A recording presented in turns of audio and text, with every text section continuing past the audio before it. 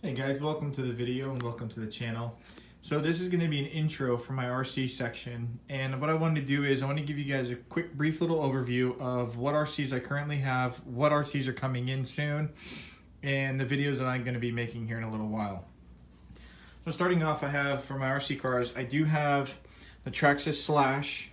This is the 4x4 version. This was the Platinum version. This one's got a couple years on it.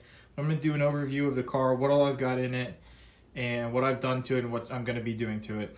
This is a new Rustler VXL. This is the 2-wheel drive, not the 4x4. I do have the 4x4 tires on it. I'll do a video on that one as well.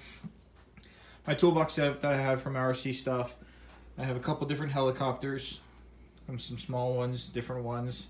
And I have another helicopter coming in that is a 3D helicopter with the single blade. And these are the double. These are more for flying indoors. A little one with a little camera.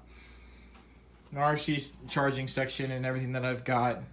I also have an X-Maxx coming in, so be waiting on that one to come in a little while. And when I get that one in, I'm going to do an unboxing.